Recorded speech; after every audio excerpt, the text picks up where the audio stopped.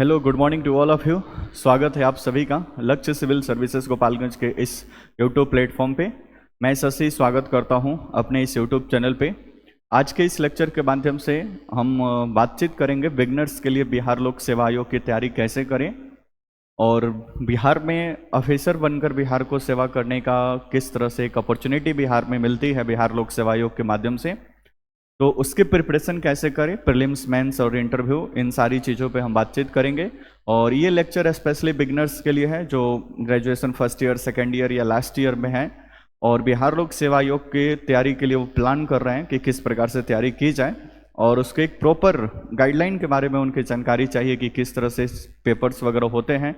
अभी 68 और 69 के बाद थोड़ा बहुत जो परिवर्तन हुआ है एग्जामिनेशन पैटर्न को लेकर, तो उस पर भी हम बातचीत करेंगे। तो स्पेशली ये बिगनर्स के लिए वीडियो बनाया जा रहा है जो भी अभी बीपीएससी की तैयारी करना अभी शुरू करना चाहते हैं। तो काफ़ी हमारे पास क्वेरीज आती है कि किस प्रकार से इस एग्ज़ाम की तैयारी की जा सके, उसके लिए क्या किताब, बुक लिस्ट क्या होना चाहिए, किस तरह से प्रिपरेशन करना चाहिए, मेंस की आंसर राइटिंग वगैरह किस तरह से करनी चाहिए, प्रीलिम्स की किस लेवल पे तैयारी करनी चाहिए, क्या क्या चीज़ें इसमें इम्पॉर्टेंट होती है। तो इन सारी चीज़ों पे हम बातचीत करेंगे। जाहिर सी बात है कि जितनी बातें हम बोले हैं उतना सारा चीज़ एक लेक्चर में क्लियर नहीं हो पाएगा, इसलिए ये पूरा सीरीज चलेगा। कम से कम 5 लेक्चर हम इस पर रिकॉर्ड करेंगे बिहार लोक सेवा आयोग की तैयारी करने के लिए। आज फर्स्ट लेक्चर में हम बातचीत करेंगे 69th का नोटिफिकेशन जो है उसके अकॉर्डिंग कौन कौन से पोस्ट और कैसे क्या होता है, तो कुछ बेसिक बातचीत करेंगे।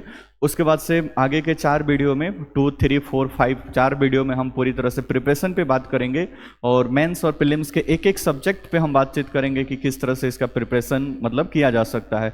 History, geography, polity, economics, general science, current affairs, ये जितने सारे सेगमेंट्स हैं, जनरल साइंस, ये सारे सेगमेंट्स को किस तरह से प्रीलिम्स के लेवल पे और मेंस के लेवल पे दोनों किस तरह से इसको आप कंबाइंड रूप से तैयारी करें कि आपका दोनों कंप्लीट हो और आप फर्स्ट और सेकंड अटेम्प्ट में इस परीक्षा को पास कर लें। ठीक है, तो आज का पूरा लेक्चर बिहार लोक सेवा आयोग की शुरुआत से अगर तैयारी करना चाहते हैं तो ये पूरा सीरीज देखिए 4-5 लेक्चर का, ये पहला लेक्चर है। सारी चीज बेसिक बातें इसमें समझेंगे, उसके बाद से हम स्टेप बाय स्टेप तैयारी की प्रक्रिया पे हम बातचीत करेंगे। ठीक है, तो इन सारी चीज़ों पे हम बातचीत करेंगे और प्रिपरेशन की सारी चीज़ें, क्योंकि मैं इस एग्ज़ाम को निकाला हूँ, प्रीलिम्स, मेंस और इंटरव्यू तीनों स्टेज को मैंने पास किया है, इसलिए भी आप लेक्चर को सुन सकते हैं कि इस पर थोड़ी सी तो हमको नॉलेज है कि किस तरह से प्रिपरेशन करनी चाहिए और क्या सारी चीज़ें हैं।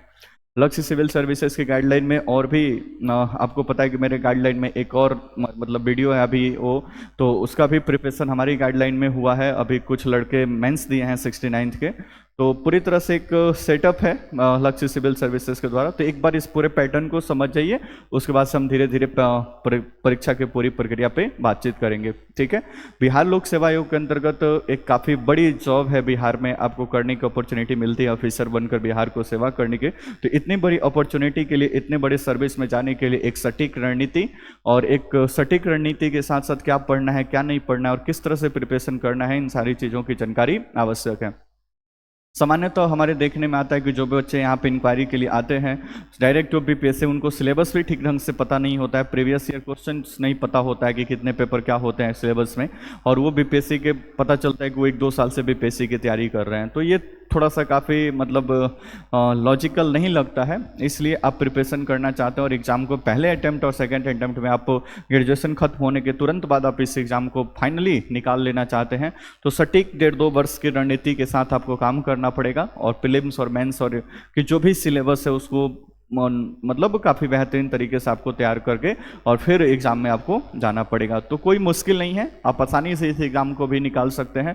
गोपालगंज में रहकर बहुत सारे लोगों ने इस एग्ज़ाम को निकाला हुआ है और अभी बताया कि एग्जाम्पल्स यहाँ से भी पढ़ के लोग वीडियो बना है। ठीक है, मैंने इस एग्ज़ाम को पढ़ के मतलब निकाला है, तो कोई बहुत बड़ी बात नहीं है, आप आराम से कर सकते हैं, बशर्ते कि एक सही रणनीति हो आपके पास, एक सही गाइडलाइन हो, क्या पढ़ना है और क्या नहीं पढ़ना है। नहीं तो मार्केट में बहुत सारे लेक्चर्स, बहुत सारे बहुत सारे पीडीएफ मतलब भरमार पड़े हैं, फिर वहाँ पे आप कंफ्यूज हो जाते हैं कि क्या कुछ करें और क्या ना करें। तो एक बेहतर रणनीति प्लान बनाकर और इस एग्ज़ाम का प्रिपरेशन करते हैं तो मुश्किल से 1.5 से 2 साल आप बढ़िया मतलब इन्वेस्ट करते हैं इसमें और बढ़िया से पढ़ाई कर लेते हैं, तो मेरा आशा नहीं पूर्ण विश्वास है कि आप इस एग्ज़ाम को काफ़ी अच्छे तरीके से मतलब निकाल लेंगे। ठीक है, तो आइए लेक्चर की मतलब आगे हम शुरुआत करते हैं। तो जैसे आपको पता है कि बिहार लोक सेवा आयोग बीपीएससी एक मतलब संवैधानिक संस्था है, सभी स्टेट की पब्लिक सर्विस कमीशन के जैसे बिहार में भी बिहार पब्लिक सर्विस कमीशन एक संवैधानिक संस्था है, भारत के संविधान में इसका वर्णन किया गया है। और जैसे यूपीएससी है सेंट्रल गवर्नमेंट के लिए, मतलब आईएएस और ये लोगों को भर्ती करती है, वैसे ये बिहार लोक सेवा आयोग बिहार में ऑफिसर्स की भर्ती के लिए एक महत्वपूर्ण संस्था है।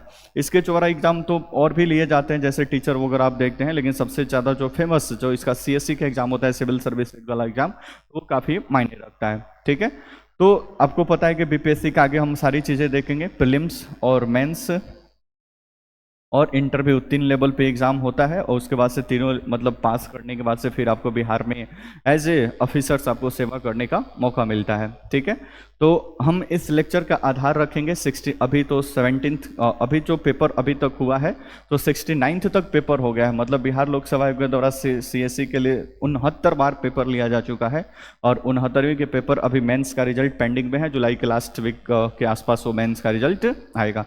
तो हमारे पास जो आधार होगा अभी आपसे बातचीत करने के लिए कि कौन कौन से पोस्ट होते हैं, एज का लिमिट क्या होता है, इसमें कुछ फिजिकल क्राइटेरिया भी लगता है, कौन कौन से पोस्ट आते हैं बीपीएससी के अंतर्गत, तो ये इन सारी चीज़ों, ऑप्शनल कौन कौन से ऑप्शनल का चयन कर सकते हैं, एकीकृत अभी जो 69वीं से ये चालू हुआ इसका क्या प्रोसेस है, तो इन सारी चीज़ों को समझने के लिए हमारे पास जो बेसिक चीज़ें हैं जिस पे हम जिसको आधार लेकर हम बात करेंगे, वो 69th का नोटिफिकेशन है, क्योंकि अभी 17th का नोटिफिकेशन आपके पास नहीं आया हुआ है, तो हमारे पास अभी 69 का नोटिफिकेशन है जिसमें सारी डिटेल्स दी गई हैं।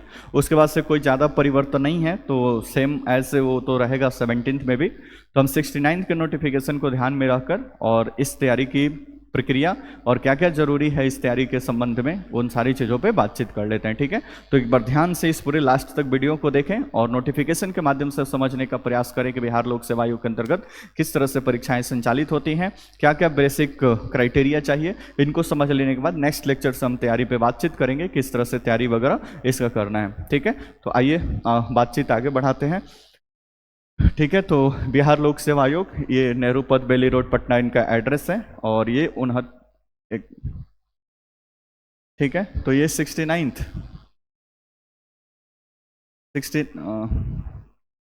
69 संयुक्त प्रारंभिक प्रतियोगिता परीक्षा। तो सबसे पहले प्रारंभिक परीक्षा होती है, तो प्रारंभिक प्रतियोगिता परीक्षा के लिए नोटिफिकेशन आया हुआ था, तो उसमें आपको मिलेगा। ठीक है, सामान्य प्रशासन विभाग बिहार सरकारों द्वारा विभिन्न विभागों से अलग अलग सेवाओं संवर्गों के लिए प्राप्त रिक्तियों, मतलब बिहार सरकार के जितने सारे डिपार्टमेंट विभाग हैं उनसे जो रिक्तियां प्राप्त होती हैं, ये बिहार सामान्य प्रशासन विभाग के पास जाती है और फिर वहां से कमीशन के पास, और फिर ये भर्ती प्रक्रिया चालू होती है। ठीक है, 69वीं संयुक्त प्रतियोगिता परीक्षा, अब इसमें कौन कौन से पद हैं एक बार यहाँ पे देख लेते हैं हम, थोड़ा सा उसको संख्या पे नहीं जाएंगे, कौन कौन से पद इसके अंतर्गत आते हैं। तो यहाँ पे आपको, अच्छा 69th में हम एक बात बता दें कि इसमें एसडीएम का पोस्ट नहीं था, क्योंकि 69th में एसडीएम का पोस्ट नहीं आया हुआ था, तो यहाँ पे एसडीएम का पोस्ट आपको नहीं दिखेगा, जो काफ़ी महत्वपूर्ण पद होता है बिहार पब्लिक सर्विस कमीशन के अंतर्गत। और साथ ही साथ डीवाईएसपी का भी पद इसमें आपको नहीं मिलेगा, क्योंकि ये दोनों पद 69th बीपीएससी के अंतर्गत नहीं थे, मतलब ये पद खाली नहीं थे इसलिए इसमें नहीं आए थे। लेकिन 17वीं का जो पेपर होगा उसमें ये काफ़ी बड़े पैमाने पर ये पद आएंगे। तो ये दो काफ़ी जो महत्वपूर्ण पद माने जाते हैं वो 69 के नोटिफिकेशन में आपको देखने को नहीं मिलेगा, लेकिन ये आते रहते हैं। ठीक है, तो इनके अलावा जो बाकी पद है उस पर हम बातचीत कर लेते हैं। एक यहाँ पे देखिए जिला समावेष्टा गृह विभाग विशेष शाखा, तो ये एक पद है। ठीक है, उसके बाद से राज्य कर सहायक आयुक्त वाणिज्य बिहार वित्त सेवा का ये सर्विस है। उसके बाद से अवर निर्वाचन पदाधिकारी, मतलब निर्वाचन आयोग के अंतर्गत काम करने का मौका मिलता है। ईंख पदाधिकारी, ठीक है, बिहार शिक्षा सेवा, फिर अधीक्षक मध्य निषेध विभाग, तो ये सारे पद हैं। फिर आगे जाएंगे तो ये बहुत सारे पद आपको देखते हैं। जिला नियोजन पदाधिकारी, यहाँ पे जिला नियोजन पदाधिकारी आपको मिल जाएगा, मतलब टाउन प्लानिंग ऑफिसर, ठीक है, या डिस्ट्रिक्ट प्लानिंग ऑफिसर इनको बोला जाता है, डीपीओ देखते होंगे आप इसको। प्रखंड पंचायती राज पदाधिकारी, प्रखंड में ये पंचायत के से संबंधित काम करते हैं। फिर राजस्व अधिकारी, आरओ के नाम से इनको जाना जाता है। फिर प्रखंड अनुसूचित जाति और जनजाति कल्याण पदाधिकारी, तो ये तीनों लेवल 7 का जॉब है, ऊपर बाकी सब लेवल 9 का जॉब है। तो काफ़ी ये सारे पद के लिए इसमें नोटिफिकेशन में वैकेंसी निकली हुई थी। अभी बोले कि एसडीएम और DYSP के लिए 69th में कोई सीट खाली नहीं था, इसलिए SDM और DYSP का कोई भी पद यहाँ पे आपको नहीं दिखेगा, ठीक है। लेकिन काफ़ी महत्वपूर्ण पद है। सब डिविजनल मजिस्ट्रेट SDM बनते हैं या फिर डिप्टी सुपरिटेंडेंट ऑफ पुलिस आप DSP बनते हैं, तो वो भी बिहार लोक सेवा आयोग के द्वारा ही चयन करते हैं। कभी कभी पद नहीं आता है क्योंकि उस समय सीट खाली नहीं होता है, तो वो पद नहीं आता है, ठीक है। तो ये सारे पद हैं, आपको बहुत सारे पद आपको यहाँ पे दिख रहे होंगे। नेक्स्ट जाएंगे तो कुछ और पद की बात करें तो यहाँ पे क्योंकि एकीकृत प्रतियोगिता परीक्षा है तो एक बात ध्यान से समझे। पहले क्या होता था कि बिहार लोक सेवा आयोग CSC के लिए मतलब सिविल सर्विस एग्जाम के लिए अलग प्रीलिम्स लेता था, फिर CDPO चाइल्ड डेवलपमेंट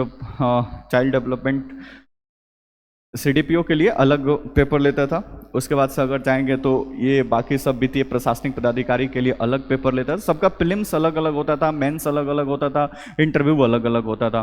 तो ये सारी प्रक्रिया मतलब चलती थी, लेकिन 69th से इन सारी चीज़ों को एक कर दिया गया क्योंकि प्रतियोगिता प्रारंभिक परीक्षा तो सभी में एक समान हुआ करता था, चाहे आप CSC का दें, चाहे CDPO का दो, चाहे बाकी FAO का दें, चाहे बाकी AAO के दें, चाहे अभी अंकेक्षक वाला था, तो इस सबका प्रीलिम्स एक समान था। इसलिए इन सारे प्रीलिम्स को कंबाइन करके संयुक्त प्रारंभिक प्रतियोगिता परीक्षा किया गया कि सारे के प्रीलिम्स एक साथ होंगे, ठीक है। तो इसके साथ ये भी पढ़ है बाल विकास परियोजना पदाधिकारी, यहाँ पे देख सकते हैं बाल विकास परियोजना पदाधिकारी। उसके बाद से वित्तीय प्रशासनिक पदाधिकारी फाइनेंशियल एडमिनिस्ट्रेटिव ऑफिसर होता है FAO, ये इसको हम बोलते हैं शॉर्टकट में FAO, और ये आपका CDPO,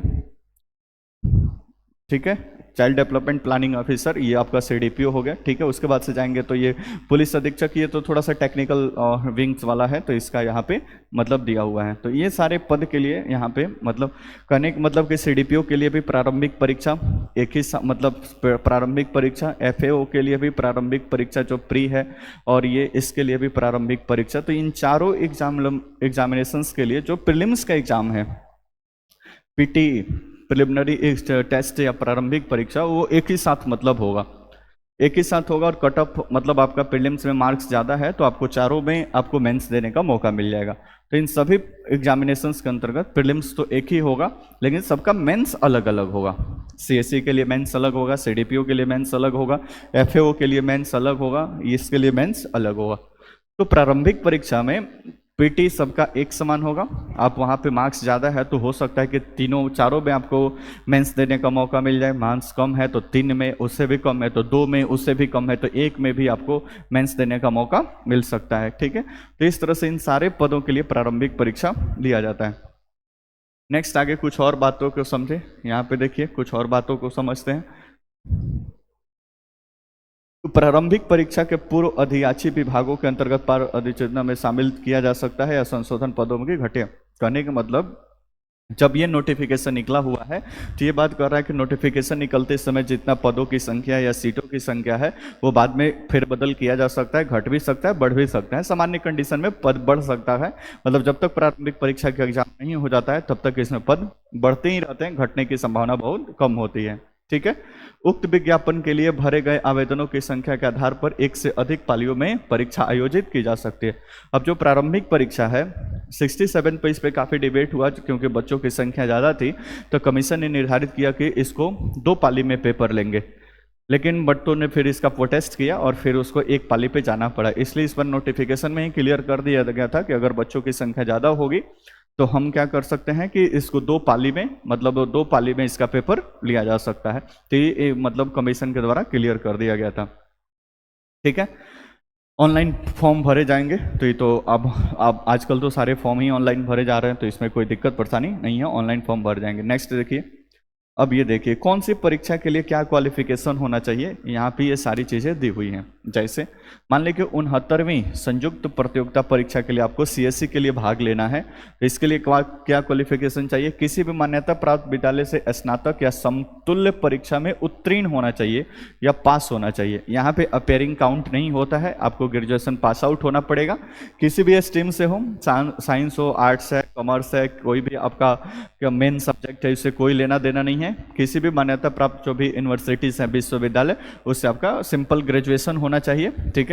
किस बैकग्राउंड से उसका कोई लेना देना नहीं है। ये है आपका स्पेशली CSC के लिए जो भी आप फॉर्म डालेंगे तो उसके लिए आपको मतलब उत्तीर्ण होना चाहिए। इसमें अपीयरिंग काउंट नहीं होता है, जब भी फॉर्म का नोटिफिकेशन आए उस समय तक आपका ग्रेजुएशन उत्तीर्ण होना चाहिए। दूसरा एक पद है बाल विकास परियोजना पदाधिकारी। इसमें क्या कर रहा है, किसी भी मान्यता प्राप्त विश्वविद्यालय से स्नातक डिग्री या वैकल्पिक विषय, कहने का मतलब कि इसमें स्नातक डिग्री आपका तो होना चाहिए किसी भी मान्यता प्राप्त विषय मतलब कॉलेज से, लेकिन इसमें जो आप ऑप्शनल लेंगे वो ऑप्शनल या तो गृह विज्ञान होम साइंस, या फिर मनोविज्ञान साइकोलॉजी, या फिर समाज शास्त्र सोशियोलॉजी, या फिर ये LSW श्रम एवं समाज कल्याण, ये आप ले सकते हैं समाज कल्याण। इनमें से किसी एक विषय का चयन आपको मुख्य परीक्षा के लिए करना पड़ेगा। तो CSE के लिए आपको किसी भी मान्यता प्राप्त से और CDPO के लिए भी मान्यता प्राप्त से आपको ग्रेजुएशन होना चाहिए, मतलब कंप्लीट मतलब उत्तीर्ण होना चाहिए। लेकिन CDPO के साथ कंडीशन है कि आपको जब ऑप्शनल का सिलेक्शन करना पड़ेगा तो ऑप्शनल इन्हीं चारों सब्जेक्ट में से किसी एक सब्जेक्ट को आपको एज ए ऑप्शनल सेलेक्ट करना पड़ेगा, बाकी कोई विषय यहाँ पे ऑप्शनल पे एक्सेप्ट नहीं किए जाएंगे। ठीक है, तो ये था CDPO के लिए। नेक्स्ट अगर बात करें, नेक्स्ट यहाँ पे आप देखें वित्तीय प्रशासनिक विभाग FAO financial administration administrative officer, तो ये प्रशासनिक विभाग। तो यहाँ पे आप देखें इसके लिए क्या क्वालिफिकेशन चाहिए, तो ये थोड़ा सा आपको देखना है। किसी भी मान्यता प्राप्त विद्यालय या उससे संबद्ध संस्थान से वाणिज्य, अब यहाँ पे पूरा नहीं चाहिए, यहाँ पे सिलेक्टिव कुछ विषय दिए गए हैं जिससे आपका ग्रेजुएशन होना चाहिए, तभी इस फॉर्म के लिए आप एलिजिबल हो सकते हैं। ठीक है, या तो आपका ग्रेजुएशन में वाणिज्य हो, या फिर अर्थशास्त्र इकोनॉमिक्स हो, या फिर कॉमर्स हो, या फिर गणित हो। आप ग्रेजुएशन अगर मैथमेटिक्स गणित से भी किए हैं तब भी, या फिर सांख्यिकी हो एस्थेटिक्स हो तब भी आप ये फॉर्म को भर सकते। में से किसी एक विषय में स्नातक डिग्री प्राप्त होना अनिवार्य होगा। तो FAO का फॉर्म डालने के लिए, फाइनेंशियल एडमिनिस्ट्रेटिव ऑफिसर के लिए आपको फॉर्म डालने के लिए लेवल 9 का जॉब है, भी काफ़ी बेहतरीन जॉब होता है वित्त विभाग के अंतर्गत। तो इसके लिए आपको चाहिए कि आप ये सब कोई नहीं डाल सकता है, इन चारों सब्जेक्ट में जिनका ग्रेजुएशन होगा, कॉमर्स, इकोनॉमिक्स, मैथमेटिक्स या फिर एस्थेटिक्स, इन चारों में से किसी भी सब्जेक्ट में आपका ग्रेजुएशन होगा तो आप इस फॉर्म के लिए एलिजिबल हैं या आप इस फॉर्म को डाल सकते हैं। ठीक है, नेक्स्ट पुलिस उपाधीक्षक, ये तो कुछ बीटेक वगैरह के लोगों के लिए है, तो यहाँ पे ये सारी चीज़ें डिटेल्स में दी हुई है। अच्छा, ये नोटिफिकेशन जो है कलर मतलब ये जो हमने प्रिंट आउट मतलब ये नोटिफाई किया है, ये हमारे Telegram channel Lakshya civil services को पालगंज कैपिटल लेटर में आप टेलीग्राम पे पूरा नाम डालेंगे तो उस टेलीग्राम चैनल पे जाके आप अभी इसको हम डाल दे रहे हैं, आप वहाँ से इसको देख सकते हैं। ठीक है, तो ये समझ गए हम कि CSE के लिए सिंपल ग्रेजुएशन होना चाहिए, किसी भी स्ट्रीम से हो, किसी भी सब्जेक्ट से हो, उससे कोई लेना देना नहीं है, आप पास होना चाहिए। बाल विकास परियोजना पदाधिकारी के लिए आपका ग्रेजुएशन हो और साथ ही साथ ऑप्शनल के लिए 4 सब्जेक्ट है, उसमें से कोई एक ऑप्शनल लेना है। वित्तीय प्रशासनिक अधिकारी के लिए, वित्तीय प्रशासनिक पदाधिकारी के लिए आप वाणिज्य, अर्थशास्त्र, गणित और सांख्यिकी में अगर आपका ग्रेजुएशन है तभी आप इस फॉर्म के लिए एलिजिबल हैं, अदरवाइज आप इस फॉर्म के लिए एलिजिबल नहीं है। ठीक है, नेक्स्ट आगे देख लेते हैं क्या इसमें प्रावधान किया गया। ये सब बातें हैं, कुछ इंपॉर्टेंट नहीं है इसलिए इसे यहाँ पे हमने हाईलाइट नहीं किया है। ठीक है, नेक्स्ट देखें तो इसमें ये फॉर्म भरते समय आपको जरूरी होता है कि आप जिस कैटेगरी से हैं उसका कैटेगरी कोड यहाँ पे दिया हुआ है, तो कैटेगरी कोड आपको डालना होता है। ठीक है, नेक्स्ट और क्या इसका प्रावधान है देख लेते हैं हम। ये देखिए क्या कह रहा है। ठीक है, काफ़ी कन्फ्यूजन होता है। सभी वांछित प्रमाण पत्र प्रारंभिक परीक्षा के लिए ऑनलाइन आवेदन की अंतिम तिथि संशोधन किए जाने की स्थिति में निर्धारित तिथि मतलब जो भी तक होना आवश्यक है, आवेदन भरने की अंतिम तिथि के पश्चात निर्गत कोई भी प्रमाण पत्र मान्य नहीं होगा। तो इस बात को थोड़ा सा आप ध्यान से समझें और ध्यान से समझें। मान लीजिए कि फॉर्म डालने की अंतिम तिथि 30 अगस्त 2024 है, फॉर्म डालने की अंतिम तिथि है, तो जो भी डॉक्यूमेंट आप यहाँ पे यूज़ करेंगे वो सारे डॉक्यूमेंट आपको 30 अगस्त 2024 के पहले बनकर तैयार हो जाना चाहिए। चाहे आप कैटेगरी से हो तो EWS SC ST का सर्टिफिकेट लगाएं, OBC से हैं तो OBC का नॉन क्रीमिलेयर का सर्टिफिकेट लगाएं, मैट्रिक का जो भी आपका ग्रेजुएशन का सर्टिफिकेट लगाएं। कोई भी ऐसा सर्टिफिकेट आप लगाएंगे वो फॉर्म भरने की अंतिम तिथि से पहले बनकर तैयार हो जाना चाहिए, अदरवाइज फिर वो मान्य नहीं होगा। ठीक है, तो हम लोगों ने इंटरव्यू के समय देखा था कि काफ़ी बच्चों का जो मतलब वो कास्ट का जो सर्टिफिकेट था वो बना हुआ था आपका मतलब नोटिफिकेशन के बाद, तो उस पर काफ़ी वहाँ पे विवाद हुआ और उनको मतलब बोला गया कि आप पुराना वाला वहाँ पे दे तभी आपका मान्य होगा। तो इस बात को ध्यान रखें, जब भी फॉर्म भरें तो फॉर्म भरने से पहले ये नहीं चाहिए कि अभी ब्लॉक में आपका एनसीएल बना ही नहीं है, ओबीसी कास्ट सर्टिफिकेट बना ही नहीं है, आप फॉर्म भर के इधर रेडी कर दिए, तो ये थोड़ा सा दिक्कत परेशानी करेगा आपको। फॉर्म भरने की लास्ट तिथि तक आपको नोटिफिकेशन के अकॉर्डिंग आपको सारे जो डॉक्यूमेंट है आपको बनकर तैयार हो जाना चाहिए। उसके बाद अगर कोई डॉक्यूमेंट आप बनवाते हैं तो फिर इंटरव्यू के समय जब आपका डॉक्यूमेंट वेरिफिकेशन होगा तो उस समय आपको चीज़ों में परेशानी हो जाएगी, ठीक है। तो इस बात को ध्यान रखें। नेक्स्ट आगे बात करें, उम्र, एज कितना चाहिए बिहार लोक सेवा आयोग को फॉर्म को भरने के लिए, एज कितना चाहिए। तो अलग अलग सर्विसेज के लिए न्यूनतम उम्र 20 वर्ष, 21 वर्ष और 22 वर्ष। कुछ मतलब सर्विसेज के लिए मिनिमम एज 20 वर्ष, कुछ के लिए 21 वर्ष, कुछ के लिए 22 वर्ष। आगे पूरा डिटेल्स मिलेगा। अधिकतम आयु कितना है, तो अनारक्षित मतलब जनरल मेल के लिए अधिकतम आयु है 37 वर्ष, मतलब जनरल मेल के लिए अधिकतम आयु है 37 या 37 वर्ष। अनारक्षित महिला मतलब जनरल फीमेल के लिए, और पिछड़ा वर्ग या अत्यंत पिछड़ा वर्ग पुरुष है वो महिला दोनों, ईबीसी और ओबीसी या BC1 BC2 दोनों के पुरुष और महिला के लिए, और जनरल कैटेगरी के महिला के लिए अधिकतम उम्र की सीमा है 40 वर्ष। तो 3 वर्ष की यहाँ पे छूट है, 37 वर्ष है जनरल मेल के लिए, बाकी इन लोगों के लिए 40 वर्ष। अनुसूचित जाति और अनुसूचित जनजाति के पुरुष और महिला के लिए अधिकतम आयु है 42 वर्ष, ठीक है। तो सिंपल सा लॉजिक है। जनरल के लिए आप जाएंगे जनरल के लिए तो ये आपका हो जाएगा कितना 37 मेल के लिए, फिर BC1 या BC2 के लिए जाएं तो ये आपका हो जाएगा 40 वर्ष, और फिर SC ST के लिए जाएं तो ये आपका हो जाएगा 42 वर्ष, ठीक है।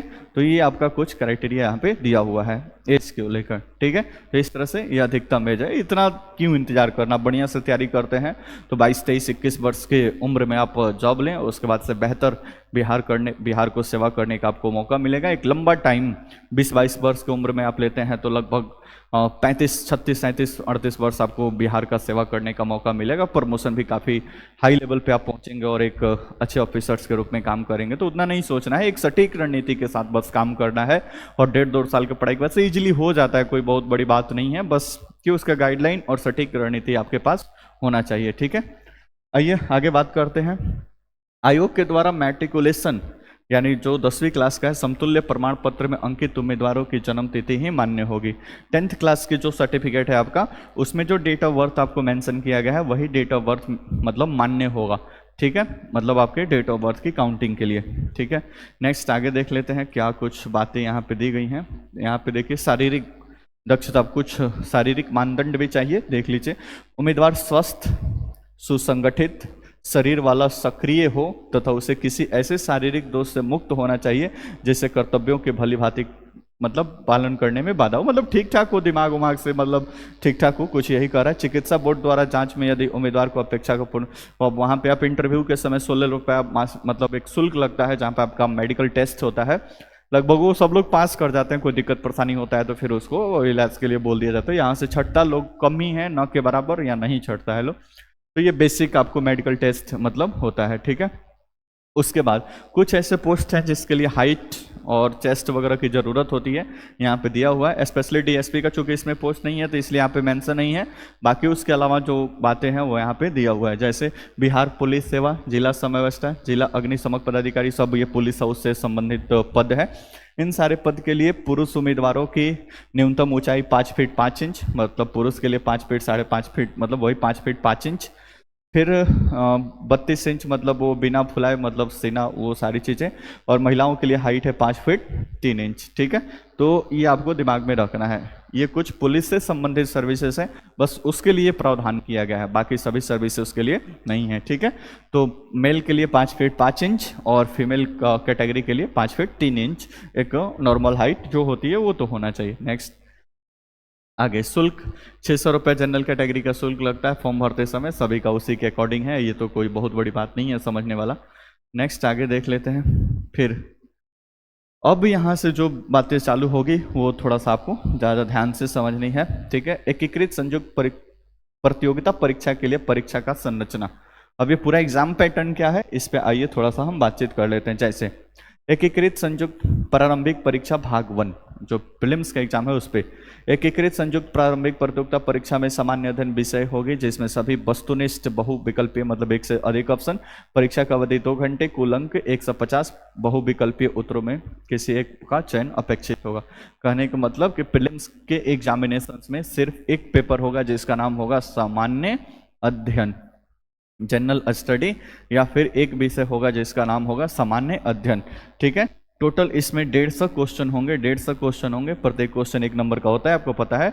150 क्वेश्चन होंगे और 150 क्वेश्चन होंगे और ये एमसीक्यू टाइप के होंगे, मल्टीपल चॉइस एमसीक्यू क्वेश्चंस होंगे, मतलब 4 ऑप्शन के साथ ये क्वेश्चन आपको पूछे जाएंगे। ठीक है, अब इसमें पूछे क्या जाएंगे अभी आगे देखते हैं। तो आपको दिमाग में रखना है प्रीलिम्स के पेपर में सिर्फ एक पेपर बिहार में देना होता है प्रीलिम्स के लिए, 150 क्वेश्चन का मल्टीपल चॉइस क्वेश्चन, मतलब ये ऑप्शन वाला होते हैं। ठीक है, नेक्स्ट प्रारंभिक परीक्षा में अब देखिए नकारात्मक अंकन निगेटिव भी है, मतलब यहाँ पर निगेटिव भी कटता है। तो एक मतलब अब निगेटिव ये अब 68 से निगेटिव ऐड किया गया है। ठीक है, देखिए क्या होता है, प्रारंभिक परीक्षा महज जांच निगेटिव कितना 1/3 है ये। ठीक है, तो अभी ये ऐड हुआ है, पहले 68 में 1/4 था, लेकिन 69 से ये 1/3 हो गया है। ठीक है, तो 150 क्वेश्चन होता है, 150 आप गलती एक बनाएंगे तो 1/3 यानी 3 गलती बना देते हैं, एक सही आपका क्या हो जाएगा, मतलब कट जाएगा, तो 1/3 निगेटिव है। ठीक है, अब देखो सबसे मतलब महत्वपूर्ण बात, प्रारंभिक परीक्षा का उद्देश्य क्या है। यहाँ पे देखिए प्रारंभिक परीक्षा महज जांच परीक्षा होगी जिसके आधार पर मुख्य परीक्षा है तो उम्मीदवारों का चयन किया जाएगा। मतलब समझ लीजिए कि एक छटनी प्रक्रिया है। मेन परीक्षा आपको कहाँ पे होगा, मुख्य परीक्षा में। प्रारंभिक परीक्षा एक जांच परीक्षा है जिसका मतलब ये उद्देश्य है कि इसके माध्यम से हम मुख्य परीक्षा के लिए कुछ योग्य उम्मीदवारों का क्या करेंगे, चयन करेंगे। ठीक है, मुख्य परीक्षा के लिए चुने गए उम्मीदवारों की संख्या कुल रिक्तियों का मतलब जितना सीट होगा उसका 10 गुना मतलब सेलेक्ट किया जाएगा। कहने का मतलब कि मान लो कि 350 सीट बीपीएससी में आया तो इससे 10 गुना यानी 300 मतलब 3500 लोग मेंस के लिए सेलेक्ट होंगे। लेकिन ये डाटा एग्जैक्ट नहीं होगा। मान लीजिए एक ही कट ऑफ पे 2 लोग हैं तो उनको तो एक आदमी को तो छोड़ा नहीं जाएगा, इसलिए सामान्यतः ये 11-12-13% तक भी हो जाता है। 3500, 4000, 4200 इस तरह से भी आपको देखने को मिल जाएगा। ठीक है, तो जितना सीट है उसका 10 गुना लोगों को मेंस के लिए सेलेक्ट किया जाता है। ठीक है, इस प्रारंभिक परीक्षा में अब इस परीक्षा में क्या पूछे जाएंगे ध्यान से देखिए, क्योंकि किसी भी एग्जामिनेशंस का तैयारी करते हैं सबसे मेन और सबसे जरूरी जो बात है उसकी बात है कि सिलेबस जो आयोग के द्वारा दिया गया है उसको समझना, और सिलेबस को समझने के बाद से उसके PYQ प्रीवियस ईयर क्वेश्चंस को देखना, फिर एक सटीक रणनीति बनाना कि हम किस तरह से इसका प्रिपरेशन करेंगे तो सारे क्वेश्चंस को अटेम्प्ट कर पाएंगे और सारी चीज़ों को समझ पाएंगे। ठीक है, तो ये जानना बहुत जरूरी है। तो आइए हम बातचीत करते हैं प्रीलिम्स की परीक्षा में और प्रीलिम्स के एग्जामिनेशंस में क्या पूछे जाते हैं उस पर बातचीत कर लेते हैं। सामान्य विज्ञान, जनरल साइंस लगभग 25 से 30 क्वेश्चन आएंगे। हालांकि ये तैयारी के पैटर्न पे हम जब जाएंगे दूसरे और तीसरे वीडियो में तो ये सारी चीज़ें भी डिस्कस होगी। ठीक है, तो सामान्य विज्ञान, उसके बाद से राष्ट्रीय और अंतर्राष्ट्रीय महत्व की समसामयिक घटनाएं, करंट अफेयर्स, तो दूसरा सब्जेक्ट है करंट अफेयर्स। भारत का इतिहास तथा बिहार का इतिहास, तो तीसरा सब्जेक्ट है इतिहास, हिस्ट्री, भारत और बिहार दोनों। सामान्य भूगोल और बिहार के प्रमुख भौगोलिक प्रभाग, यहाँ की महत्वपूर्ण नदियाँ। ठीक है, तो तीसरा सब्जेक्ट है ज्योग्राफी, भारत की राज्य व्यवस्था एवं आर्थिक व्यवस्था, इंडियन ज्योग्राफी और इंडियन पॉलिटी और इंडियन इकोनॉमी। आज़ादी के पश्चात बिहार की अर्थव्यवस्था में प्रमुख परिवर्तन, आज़ादी के बाद से। भारत का राष्ट्रीय आंदोलन है, स्पेशल मेंशन है भारत का राष्ट्रीय आंदोलन। आप पेपर उठाकर देखेंगे इतिहास से 30-35 क्वेश्चन बीपीएससी प्री में पूछा जाता है। बीपीएससी प्री के 30-35 क्वेश्चन में आप इसमें देखेंगे तो लगभग 15 से 20 क्वेश्चन आपको मॉडर्न हिस्ट्री के मिलेंगे। तो अलग से यहाँ पे मेंशन किया गया भारत का राष्ट्रीय आंदोलन तथा बिहार में इसके योगदान, तो ये थोड़ा सा इंपॉर्टेंट सेगमेंट हो जाता है। ठीक है, तो प्रीलिम्स में मोटा मोटी अगर देखें तो एक तो साइंस आपको पूछ लिया जाएगा, फिर हिस्ट्री है, फिर ज्योग्राफी है, फिर आपका पॉलिटी है, फिर उसके बाद से इकोनॉमिक्स है, उसके बाद से फिर अगर जाएंगे तो करंट अफेयर्स है। 10 क्वेश्चन मैथ का है आगे इसमें आपको मिलेगा। तो ये कुछ सब्जेक्ट्स हैं जिसको आपको तैयार करना पड़ेगा। अब तैयारी कैसे होगी आगे हम इस पर बातचीत करेंगे। इस प्रारंभिक परीक्षा में उत्तीर्णता अनिवार्य होगी और इसके लिए कार्मिक और प्रशासनिक विभाग ये कुछ बेसिक क्राइटेरिया बनाया गया है कि जो कट ऑफ बनेगा इससे कम पे नहीं जाएगा। ठीक है, जनरल के लिए 36.5%, ओबीसी के लिए 34%, जनरल के लिए यहाँ पे देखेंगे तो 40%, पिछड़ा वर्ग के लिए 36.5%, ईबीसी के लिए 34%, SC ST के लिए 32%। तो ये मिनिमम है, हालांकि इतना पे कट ऑफ नहीं बनता है, ये मिनिमम है। अच्छा, जो भी चीज़ें वीडियो में समझ में नहीं आए नीचे डिस्क्रिप्शन में आपको मिल जाएगा संस्थान का नंबर, वहाँ से आप जानकारी ले सकते हैं, हमसे भी बात हो सकता है। आराम से कोई और भी चीज़ आपको जानना हो तो आराम से आप कॉल कर सकते हैं या फिर मैसेज कर सकते हैं, आपको जवाब मिल जाएगा। नेक्स्ट आगे देखते हैं। ठीक है, तो प्रीलिम्स परीक्षा समझ गए, अब समझते हैं थोड़ा सा मुख्य परीक्षा के बारे में। मुख्य परीक्षा में क्या कुछ होता है, क्योंकि प्रीलिम्स परीक्षा तो एक केवल छंटनी प्रक्रिया है जिसमें कुछ योग्य उम्मीदवारों को मेंस के लिए सिलेक्ट करना होता है। ठीक है, तो आइए थोड़ा सा मेंस परीक्षा के बातचीत कर लेते हैं। 69वीं के लिए सबसे पहले जो सीएससी का पेपर होता है उसका मेंस कैसे होता है। एक तो सामान्य हिंदी का पेपर होता है सबसे पहले, मतलब ये समझ जाइए कि टोटल 5 पेपर आपको मेंस में देने पड़ेंगे। ठीक है, टोटल कितने 5 पेपर आपको देने पड़ेंगे, जिसमें से एक पेपर हो गया आपका हिंदी, 100 नंबर का होगा, जो सिर्फ क्वालिफाइंग होगा, मतलब उसमें 30% नंबर आपको ला लेना है, बाकी उसका मार्क्स आपको मेरिट लिस्ट से कोई लेना देना नहीं है। ठीक है, इस विषय में 30% मतलब मार्क्स लाना होगा, मेगा निर्धारण में इसका कोई गणना नहीं किया जाएगा। तो पहला पेपर आपका होगा हिंदी, जिसमें 30% लाना क्या है, अनिवार्य है, 30% आपको मार्क्स लाना पड़ेगा। दूसरा सामान्य अध्ययन प्रश्न पत्र 2, जीएस पेपर 1, इसको आप कह सकते हैं, कोई दिक्कत नहीं, 300 नंबर का ये होगा। आगे इसका पूरा पोस्टमार्टम डिटेल्स आपको देंगे कि जीएस पेपर 1 में क्या क्या पूछा जाता है, जीएस पेपर 2 में क्या क्या पूछा जाता है, 69 से किस तरह से परीक्षा के पैटर्न में परिवर्तन हुआ और किस तरह से शॉर्ट आंसर और लॉन्ग आंसर पूछा जा रहा है। हम आपको 69 का कुछ कॉपी दिखाकर हम बातचीत करेंगे, पूरा डिटेल्स में ये सारी चीज़ें हम आपके लिए करने जा रहे हैं। तो थोड़ा धैर्य बनाए रखें, एक बार रणनीति बना लें और एक बार रणनीति बनाने के बाद उस रणनीति पर काम करें। और मुश्किल से 1.5 से 2 साल आपको सही से इन्वेस्ट करना है। आप ग्रेजुएशन कर रहे हैं, काफ़ी बड़ी अपॉर्चुनिटी है, 2-3 साल जब तक ग्रेजुएशन करेंगे, एक बढ़िया गाइडलाइन के साथ आप पढ़ लेते हैं तो आराम से आप बिहार में आपको ऑफिसर बनने का मौका मिल जाएगा। ठीक है, बशर्ते कि एक सही गाइडलाइन हो और सही वे में आपका पढ़ाई कंटिन्यू होना चाहिए। जो लक्ष्य सिविल सर्विसेज के माध्यम से हमेशा ये प्रयास किया जाता है कि इस चीज़ को फुलफिल किया जाए। ठीक है, तो आइए आगे समझते हैं। सामान्य अध्ययन पेपर 2 द्वितीय प्रश्न पत्र भी 300 नंबर का, निबंध 300 नंबर का। ठीक है, तो ये 3 पेपर होता है आपका 300 नंबर का, और ये तीनों मिलाकर होता है टोटल 900। ये आपका जो मेंस है, ये मेंस आपका टोटल होता है, मतलब एक पेपर तो हिंदी, फिर ये 3 पेपर काउंटिंग 900, इसी में से फिर कट ऑफ बनता है तो फिर इंटरव्यू के लिए। इसके साथ साथ एक आपका ऑप्शनल विषय भी जो 100 MCQ होगा और जिसमें 40% न्यूनतम लाना क्या है, अनिवार्य। तो टोटल मेंस में होते हैं आपको 5 पेपर, कितने, 5। एक हिंदी 100 नंबर का आता है, क्वालिफाइंग है। एक ऑप्शनल, ये भी 100 नंबर का आता है, ये भी क्वालिफाइंग है, इसका मार्क्स आपको मेरिट लिस्ट में नहीं जुटेगा। उसके बाद से एक है जीएस पेपर 1 300 नंबर का, फिर जीएस पेपर 2 300 नंबर का, फिर एक ऐसे निबंध 300 नंबर का। तो ये 300, फिर 300 और फिर 300, ये टोटल 900 नंबर का मेंस का ये पेपर आपका होगा। इसके बिहाफ पे फिर आगे मेंस में कट ऑफ के हिसाब से फिर इंटरव्यू, टोटल सीट का 2.5 से 3 गुना लोगों को इंटरव्यू में लिया जाता है, फिर यहाँ से आगे प्रक्रिया होता है। अब ऑप्शनल में आप क्या क्या लिख सकते हैं, यहाँ पे सीएससी के लिए बहुत सारा विषय यहाँ पे दिया गया है, कोई भी विषय का आप चयन कर सकते हैं। आपका ग्रेजुएशन किस स्ट्रीम से है, किससे पास से है, उसे कोई लेना देना नहीं है। आप यहाँ पे ऑप्शनल लेने के लिए पूरी तरह से स्वतंत्र है।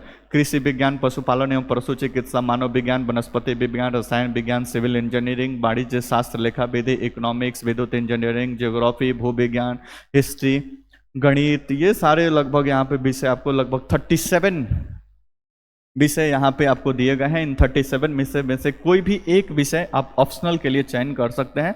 ऑप्शनल के लिए कोई एक विषय चयन कर सकते हैं। 100 MCQ आएगा और ये केवल पासिंग मार्क्स है और इसमें 40% क्वेश्चन आपको बस सही कर लेना है, बाकी इसका कोई लेना देना नहीं है आपके मेरिट लिस्ट से। ठीक है, तो इन ऑप्शनल में से कोई एक ऑप्शनल का आपको चयन करना पड़ेगा मेंस के लिए। तो मेंस के लिए सिलेबस हम समझ गए। आगे हम बात करेंगे जीएस पेपर 1 और 2 की क्या क्या व्यवस्थाएं हैं, किस तरह से वो बातचीत करेंगे। नेक्स्ट, अब देखिए बाल विकास परियोजना पदाधिकारी सीडीपीओ के लिए क्या मेंस होगा, उसको थोड़ा सा ध्यान से समझ लीजिए, थोड़ा सा अलग है यहाँ पे। तो सामान्य हिंदी तो पीछे वाले में भी था, सामान्य हिंदी यहाँ पे भी होगा, 30% लाना यहाँ पे भी जरूरी होगा। ठीक है, फिर सामान्य अध्ययन प्रश्न पत्र 2 और प्रश्न, जिसको हम जीएस पेपर 1 और जीएस पेपर 2 के माध्यम से समझ लेते हैं। तो जीएस पेपर 1 और जीएस पेपर 2 जो सीएससी में है सेम है यहाँ पे, उसमें कोई परिवर्तन नहीं है और ये 300 नंबर का होगा, कोई दिक्कत परेशानी। और एक जो चौथा पेपर होगा वो ऑप्शनल का होगा। तो बाल विकास परियोजना पदाधिकारी के लिए कट ऑफ को आप पार करते हैं प्रीलिम्स का, तो मेंस में आपको टोटल 4 विषय देने पड़ेंगे। एक हिंदी जो 100 नंबर का होगा, जो क्वालिफाइंग होगा, बाकी एक होगा आपका जीएस पेपर 1, एक होगा आपका जीएस पेपर 2, और एक तीसरा होगा आपका ऑप्शनल। ये आपका 300 नंबर का होगा, ये आपका 300 नंबर का होगा, और ये ऑप्शनल भी आपका 300 नंबर। अब बशर्ते कि यहाँ पे ऑप्शनल के लिए इन्हीं चारों सब्जेक्ट में से किसी एक सब्जेक्ट का आपको चयन करना है, और ये भी आपका होगा कितने नंबर का, 300 नंबर का। तो थोड़ा सा इस बात को दिमाग में रखें, गृह विज्ञान होम साइंस, मनोविज्ञान साइकोलॉजी, समाजशास्त्र सोशियोलॉजी, और श्रम LSW इसको कहते हैं। तो ये चारों सब्जेक्ट में से ही किसी एक सब्जेक्ट को आपको लेना पड़ेगा ऑप्शनल के तौर पे, ठीक है। तो ये CDPO के लिए है। यहाँ पे 4 पेपर होता है, 5वां पेपर यहाँ पे निबंध नहीं है, और डायरेक्ट आपको ऑप्शनल का मार्क्स यहाँ पे जुटता है। CSE में ऑप्शनल का मार्क्स नहीं जुटता है, लेकिन यहाँ पे आपका ऑप्शनल का मार्क्स जुटेगा। तो 300 ये मिलाकर 900 नंबर जो होगा, इस 900 नंबर पर भी कट ऑफ बनेगा, और कट ऑफ के अकॉर्डिंग जो पास करेगा फिर उसको इंटरव्यू देने का मौका मिलेगा। इतना बात समझ गए? आइए आगे देखते हैं। वित्तीय प्रशासनिक अधिकारी के लिए, तो हिंदी तो यहाँ पे भी सेम है, हिंदी तो, और ये जीएस पेपर 1 जीएस पेपर 2 यहाँ पे भी सेम है, 300 नंबर का। और ये एक ऑप्शनल होगा आपको, ये भी 300 नंबर का होगा, ये भी मेंस वाला होगा, ठीक है। और ये आपका चारों सब्जेक्ट में से कोई एक, कॉमर्स लीजिए, इकोनॉमिक्स लीजिए, मैथमेटिक्स लीजिए, एस्थेटिक्स लीजिए, इन चारों में से कोई एक सब्जेक्ट आपको मेंस के लिए चयन करना पड़ेगा। अच्छा, एक बात जो काफ़ी बिगनर होते हैं उनको बता दें कि ये जो मेंस का पेपर होगा ये डिस्क्रिप्टिव होता है।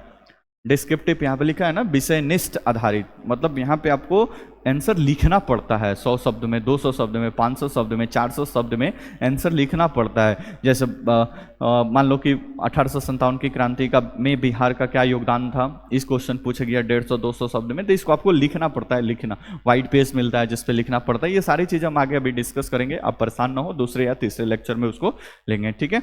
तो ये समझ गए FAO के लिए, ये आपका ऑप्शनल है। तो यहाँ पे भी आपको FAO के लिए भी टोटल कितने पेपर होंगे? 4। एक होंगे आपका हिंदी जो क्वालिफाइंग है 100 नंबर का, उसके बाद से जीएस पेपर 1 300 नंबर का, उसके बाद से जीएस पेपर 2 ये वाला 300 नंबर का, उसके बाद से ऑप्शनल यहाँ पे भी काउंट है 300 नंबर का, और फाइनली 900 नंबर पे आपका मेरिट लिस्ट बनेगा फॉर इंटरव्यू के लिए, मतलब इंटरव्यू। इतना बात समझ गए? FAO। नेक्स्ट, अब ये आपका पुलिस अधीक्षक, ये आपका क्या बोलते हैं, इसको आप देखेंगे तो सेम है। इसमें 4 पेपर आपको निबंध भी देना पड़ेगा, साथ ही साथ ऑप्शनल भी देना पड़ेगा। ये जो बीटेक धारी लोग होते हैं उनके लिए कुछ टेक्निकल ये वो पद है, उसके लिए ये व्यवस्था यहाँ पे डिटेल। अब देखिए, प्रारंभिक प्रतियोगिता परीक्षा में सफल अभ्यर्थियों को मुख्य परीक्षा, देखो यहाँ पे मुख्य परीक्षा क्या होगी? लिखित परीक्षा हेतु अलग से ऑनलाइन आवेदन भरवाया जाएगा, मतलब मेंस के लिए अलग से फॉर्म डलाता है। सफल अभ्यर्थियों द्वारा निर्धारित अवधि में परीक्षा शुल्क मतलब जमा करके अपना फॉर्म भरते हैं, ठीक है। एकीकृत मुख्य परीक्षा लिखित प्रतियोगिता परीक्षा सभी पदों के लिए अंकित अनिवार्य विषय वही होंगे जो 69वीं लिखित परीक्षा के लिए अनिवार्य थे, मतलब जो प्री के नोटिफिकेशन में दिए गए थे वही मेंस के नोटिफिकेशन में भी रहता है, ठीक है। एकीकृत मुख्य परीक्षा प्रतियोगिता परीक्षा में विभिन्न पदों के लिए दिए गए वैकल्पिक विषय अलग अलग होंगे, जिसमें से किसी एक विषय का चयन करना अनिवार्य होगा, मतलब कोई ऑप्शनल एक ही आपको लेना है। प्रश्न पत्र हिंदी और अंग्रेजी दोनों भाषा में होंगे, कहने का मतलब जो आपका प्रीलिम्स का पेपर है वो भी आपको हिंदी और अंग्रेजी दोनों मिलेगा, आपका जो मेंस का पेपर है वो भी हिंदी और अंग्रेजी दोनों में मिलेगा, ठीक है। तो 2 माध्यम में ये पेपर आपको मिलेगा, परंतु आगे ध्यान से पढ़ें, सभी भाषाओत्तर विषयों के लिए हिंदी, देवनागरी एवं अंग्रेजी या उर्दू लिपि में से किसी एक भाषा में उत्तर दिया जा सकता है, अन्य भाषा में उत्तर देने के छोटे उम्मीदवारों को नहीं होगी।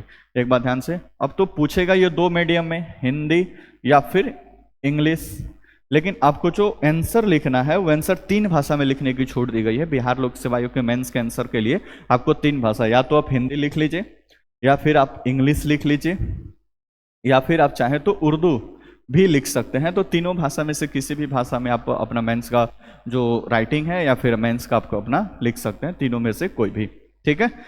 बाकी किसी भाषा, बांग्ला में, मराठी में, तेलुगु में ये लिखना चाहे तो ये बिहार लोक सेवा आपको अनुमति नहीं देता है, आपको सिर्फ 3 ही भाषा में से किसी एक भाषा में लिखना है। नेक्स्ट, आगे देखिए, ये देखिए कुछ क्राइटेरिया बनाया गया, जैसे प्रीलिम्स में था वैसे ही मेंस में है कि इतना से कम पे तो कट ऑफ नहीं बनेगा, अधिकतम कितना भी हो सकता है। तो मुख्य परीक्षा के लिए सामान्य वर्ग यानी जनरल के लिए 40%, पिछड़ा वर्ग के लिए 36.5%, अत्यंत पिछड़ा के लिए 34%, अनुसूचित जाति और जनजाति तथा सभी महिलाओं निःशक्ताओं मतलब जो दिव्यांग वगैरह होते हैं उनके लिए 32% अनिवार्य है। मतलब ये मिनिमम मार्क्स तो इतना ही लाना है, कट तो इतना एक चाहिए बेसिक, उसके ऊपर जितना भी हो सकता है, अधिकतम का कोई लिमिटेशंस नहीं है, कट ऑफ उसके अकॉर्डिंग बनता है, ये न्यूनतम यहाँ पे दिया हुआ है। मुख्य लिखित परीक्षा प्राप्तांकों के आधार पर व्यक्तित्व परीक्षण के लिए बुलाए जाने वाले उम्मीदवारों की संख्या अधियाचित रिक्तियों का 2.5 गुना होगी। बताए थे हम आपको एग्जाम्पल देके कि 350 सीट के लिए अगर वैकेंसी निकलती है तो मेंस के लिए कितना गुना, 10 गुना। एक ही कट ऑफ पे 2-3 लोग हैं तो थोड़ा सा ये बढ़ जाता है 10 गुना। अब यहाँ पे 10 गुना मान लो कि 4000 मान लेते हैं कि एग्जैक्ट फिगर पे 3500 लोग मेंस दिए हैं, तो फिर सीट का 2.5 गुना, सीट का 2.5 गुना चयन होगा आपको किसके लिए, इंटरव्यू के लिए। 2.5 गुना तो 350, 700 और फिर 100 तो 850 या 900 के समथिंग आपको। अब एक ही कट ऑफ पे 2 लोग हैं तो दोनों को इंटरव्यू देने का मौका मिलेगा, तो वही 850 से 900 लोग आपको इंटरव्यू देंगे और बाकी इसमें से ये सेलेक्ट होंगे 350। ठीक है, तो प्रीलिम्स एग्जाम से 10 गुना लोग सेलेक्ट होते हैं मेंस के लिए, मेंस से 2.5 गुना लोग सेलेक्ट होते हैं इंटरव्यू के लिए, और फाइनली इंटरव्यू के बाद से कट ऑफ बनता है। ठीक है, तो समझ गए। अब इंटरव्यू में क्या होता है ध्यान से देख लीजिए। मुख्य परीक्षा में सफलीभूत मतलब जो भी उम्मीदवार सफल हुए उम्मीदवारों को व्यक्तिगत परीक्षा 120 अंकों की, तो सीएससी की अगर बात करें तो 900 नंबर का मेंस और फिर 120 नंबर का इंटरव्यू, दोनों को ऐड करेंगे तो 1020 का टोटल आपको होगा, और इसी पे आपका पूरी तरह से कट ऑफ निर्धारित होगा और फिर फाइनल मेरिट लिस्ट बनेगा। ठीक है, तो 120 नंबर का इंटरव्यू। ठीक है, आगे देखिए। व्यक्तित्व परीक्षण हेतु आमंत्रित उम्मीदवारों को व्यक्तित्व परीक्षण में भाग लेना मतलब इंटरव्यू में भाग लेना आपका अनिवार्य है, अन्यथा अंतिम परीक्षा फल हेतु बनाई जाने वाले मेगा सूची में शामिल नहीं किया जाएगा। मतलब आप इंटरव्यू नहीं देते हैं मतलब शामिल होना अनिवार्य है, नहीं आप शामिल होते हैं तो फिर आपको फाइनल मेरिट लिस्ट में नाम नहीं रहेगा। नेक्स्ट, स्वास्थ्य परीक्षण इंटरव्यू के समय ही होता है। व्यक्तित्व परीक्षण के पश्चात सभी उम्मीदवारों को आयोग के गठित चिकित्सा बोर्ड के द्वारा ये 16 रुपये जमा करके आपको हेल्थ चेकअप होता है नॉर्मल। ये इंटरव्यू के दिन ही आपको बिहार लोक सेवा आयोग के ऑफिस में वहाँ पे मिनिमम में जांच पड़ताल होता है, तो उसको ज़्यादा वो नहीं है। ठीक है, नेक्स्ट यहाँ पे कुछ देख लीजिए। 69वीं संयुक्त प्रतियोगिता परीक्षा के लिए 900 अंक का, तो ये आपको दिया गया है 900 अंक का प्लस 120 यानी टोटल 1020 पे कट ऑफ बनेगा। बाल विकास परियोजना पदाधिकारी के लिए भी टोटल 900 अंक का और फिर 120 नंबर का इंटरव्यू साक्षात्कार, सारी चीज़ें हम बता दिए हैं। 1020 पे कट ऑफ बनेगा। नेक्स्ट, पुलिस उपाधीक्षक तकनीक के लिए यहाँ पे थोड़ा सा अलग है, 1200 पे कट ऑफ बनता है। ठीक है, नेक्स्ट आगे एक मिनट इधर देख लीजिए, थोड़ा सा लास्ट ही चल रहा है अब। ठीक है, ये देखिए अभ्यर्थियों के आवेदन ये देखो एक पॉइंट ये, वैसे अभ्यर्थी प्रारंभिक परीक्षा में शामिल होने की हकदार नहीं होंगे जिन्हें संघ से मतलब किसी कदाचार में पाया गया हो या कभी वो गड़बड़ी किए हों तो वो शामिल नहीं होंगे। ठीक है, अभ्यर्थियों के आवेदन एवं संबंधित कागजातों की हार्ड कॉपी, मतलब पहले क्या होता था कि बीपीएससी का फॉर्म भरने के बाद उसका हार्ड कॉपी कार्यालय में भेजना होता था, लेकिन अब ऐसा कोई व्यवस्था नहीं है। अब तो सारा चीज़ ऑनलाइन हो गया, तो हार्ड कॉपी अभी नहीं भेजा जाता है। ऑनलाइन आवेदन भरते समय अभ्यर्थियों को सभी संबंधित प्रमाण पत्र कागजात को पीडीएफ फॉर्मेट में निर्धारित स्थान पर अपलोड करना, मतलब कुछ पीडीएफ फॉर्म में आपको ऑनलाइन भरते समय डॉक्यूमेंट चाहिए तो आपको अपलोड करना होता है। ठीक है, परीक्षा शुल्क में ऑनलाइन पेमेंट करने के लिए ऑनलाइन सारी व्यवस्थाएं हैं, ये सारी चीज़ें आपको मतलब मिल जाएंगी। ठीक है, तो इतना सारा डिस्कशन आपको ये 69 का नोटिफिकेशन को हमने आधार मानते हुए इतना सारा डिस्कशन हमने कर दिया। ठीक है, तो इसके माध्यम से 3-4 बातों को हम समझे। 3-4 बातों में सबसे पहले समझे कि कौन कौन से पोस्ट के लिए कौन कौन से पद के लिए इसमें वैकेंसी आती है। यद्यपि इसमें डीवाईएसपी और एसडीएम पोस्ट के लिए कोई वैकेंसी नहीं है, लेकिन सामान्यतः आती रहती हैं, तो वो 69 के समय कोई पोस्ट इसमें बिहार में खाली नहीं था, इसलिए वहाँ पे नहीं आया था। ठीक है, बाकी सारे पद यहाँ पे देख लिए, लेवल 9 लेवल 7 के कितने महत्वपूर्ण ऑफिसर के पद हैं, आपको बिहार में सर्विस करने का मौका देता है। फिर नेक्स्ट बात समझे कि उम्र सीमा क्या होती है, कुछ फिजिकल क्राइटेरिया क्या होता है, इसको भी समझ गए। उसके बाद से प्रीलिम्स मेंस इंटरव्यू होता है, कितने नंबर का होता है, ये सारी चीज़ें हम डिस्कस कर लिए। अब नेक्स्ट लेक्चर में जो इसका सेकंड पार्ट होगा, टोटल 5 से 6 भाग होगा इसका, तो लेक्चर 2 में हम बात करेंगे प्रीलिम्स मेंस और इंटरव्यू, इसके लिए कौन कौन से सब्जेक्ट्स चाहिए और उनके सब्जेक्ट्स की तैयारी कैसे होना चाहिए, तो इस पर हम बातचीत करेंगे। मान लीजिए हिस्ट्री आपको है तो हिस्ट्री कैसे, प्रीलिम्स के लिए क्या क्या जरूरी है, मेंस के लिए क्या क्या जरूरी है, आंसर राइटिंग प्रैक्टिस किस प्रकार से होगी, कौन आपके आंसर राइटिंग को कौन व्यक्ति चेक करता है, ये सारी चीज़ें काफ़ी मैटर करती है क्योंकि सारा गेम मेंस के पेपर पे है। तो दोनों प्री और मेंस की तैयारी किस तरह से साथ साथ करें कि आप अपने लक्ष्य को प्राप्त करें और बिहार में ऑफिसर बन के आप बिहार को सेवा करें, तो इस पे हम बातचीत करेंगे सेकंड लेक्चर में। आप वीडियो के साथ बने रहिएगा, दूसरा तीसरा चौथा वीडियो आप देखिए, पूरा एक रणनीति बना लीजिए। उसके बाद से कोई भी दिक्कत हो लक्ष्य सिविल सर्विसेज के ऑफिस में मतलब हमसे कांटेक्ट करके आप आराम से भेंट करके कुछ और समझना चाहें तो आप इसमें अच्छी तरीके से समझ सकते हैं क्योंकि सर्विस में हम भी हैं, इसलिए हमेशा तो भेंट नहीं होगा, लेकिन आप ज़रूरत के समय आप कॉल करके मैसेज करके आप आ सकते हैं। सैटरडे संडे के आसपास हमेशा मैं यहाँ पे गोपालगंज में रहता हूँ, ठीक है। तो कोई भी दिक्कत परेशानी हो, लक्ष्य सिविल सर्विसेज गोपालगंज का ऑफिस है आपका, मेन स्टेडियम के बगल में इधर, वहाँ पे आप आकर आप इंस्टीट्यूट में आप सारी चीज़ों को समझ सकते हैं, ठीक है। बाकी यहाँ की क्लासेस वगैरह कैसे चलते वो तो तैयारी के साथ स्टेप बाय स्टेप हम बातचीत करते रहेंगे कि आपको इससे रिगार्डिंग तैयारी करना है और उसकी क्या प्रोसेस है, तो इस पर भी हम बातचीत करते रहेंगे। तो ये है आज का पहला लेक्चर। बिहार लोक सेवा आयोग के पूरे नोटिफिकेशन को हमने ध्यान में रखा, फिर 17वीं का नोटिफिकेशन आएगा तो बाकी कुछ और बाकी बचे बातें होंगी उस पर हम डिस्कस कर लेंगे। बाकी 69 के नोटिफिकेशन से सारी चीज़ें समझा दें। कोई भी दिक्कत हो कमेंट बॉक्स में पूछ सकते हैं, कमेंट बॉक्स नंबर दिया गया है डिस्क्रिप्शन में, वहां से मैसेज करके भी आप जानकारी देख सकते हैं। ओके, धन्यवाद। आई होप कि ये वीडियो आपको अच्छा लगेगा, और अच्छा लगे तो कोई भी बिगिनर जो बीपीएससी की तैयारी करने के बारे में आप सोच रहा है अभी, उसको आप वीडियो शेयर करें क्योंकि उसको भी जानकारी मिल जाएगी किस तरह से तैयारी की प्रक्रिया चालू की जा सकती है, ठीक है।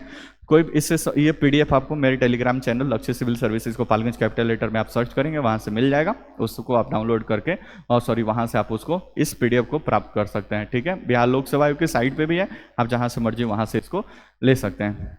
ओके, तो फिर मिलते हैं नेक्स्ट वीडियो में। चैनल पे नए हो, लेक्चर अच्छा लगा हो तो सब्सक्राइब कर लीजिए और इसको ज़्यादा से ज़्यादा शेयर कर दीजिए, जो भी बच्चे तैयारी करने वाले हैं कुछ लाभ मिल जाएगा, ठीक है। ओके, धन्यवाद। मिलते हैं फिर इसके नेक्स्ट लेक्चर में और तैयारी के अगले प्रोसेस से बातचीत करते हैं। धन्यवाद, मिलते हैं नेक्स्ट लेक्चर।